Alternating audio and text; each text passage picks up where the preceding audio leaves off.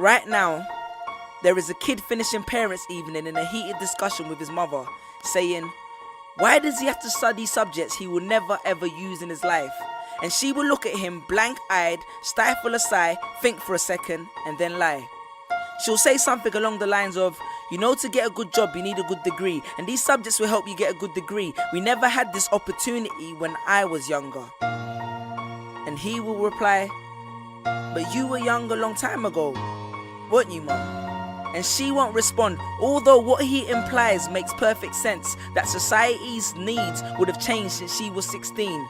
But she will ignore him, grip his hand more sternly, then drag him to the car.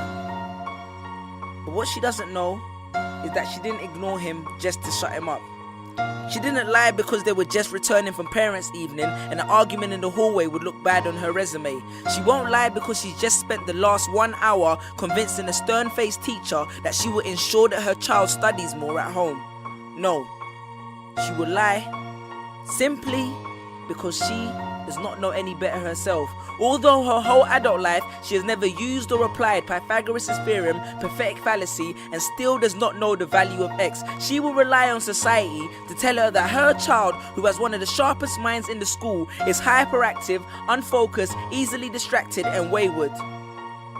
Students, how many equations, subjects, and dates did you memorize just before an exam never to use again? How many A grades did you get which were never asked for when you applied for a job? How many times have you remembered something 5 minutes just after the teacher said stop writing, only to receive your results 1 month later to realize that you were only 1 mark short of the top grade? Does that mean remembering 5 minutes earlier would have made you more qualified for a particular job? Well, on the application form it would have. We all have different abilities, thought processes, experiences, and genes. So why is a class full of individuals tested by the same means? So does that mean Sherelle thinks she's dumb because she couldn't do a couple of sums? And if this issue is not addressed properly, it then becomes a self-fulfilling prophecy. Then every school has the audacity to have a policy on equality. The irony. Exams are society's methods of telling you what you're worth.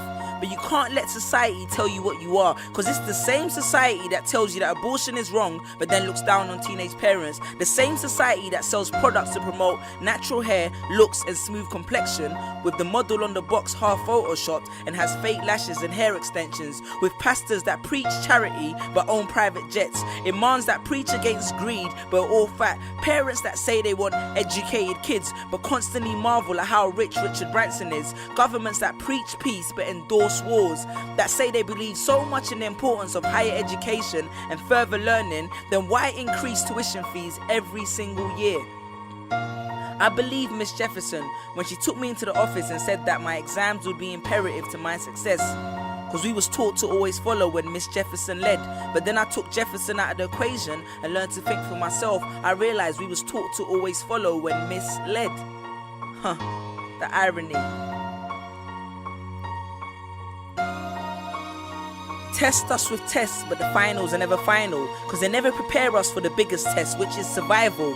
And what I suggest is fairly outlandish, so I do not expect everyone to understand this, except for the kids who knows what it feels like to be worth no more than that D or that A that you get on results day, and the ones whose best stories were never good enough for the English teacher, because apparently you missed out key literal techniques, did not follow the class plan, and the language was too informal for him to understand. But then he'd reference Hamlet and Macbeth, and you'd fight the urge to express your contempt by partially clenching your fist with only your medius finger left protruding in the middle of your hand, and then asked if he was aware that Shakespeare was known as the innovator of slang, or the kid at the back of the class who thinks, why am I studying something that doesn't fuel my drive? But then when confronted with a maths problem, his eyes come alive. So this one is for my generation, the ones who found what they were looking for on Google, the ones who followed their dreams on Twitter, pictured their future on Instagram, accepted destiny on Facebook. This one's for my failures and my dropouts, for my unemployed graduates, my shop assistants, cleaners and cashiers with bigger dreams, my self-employed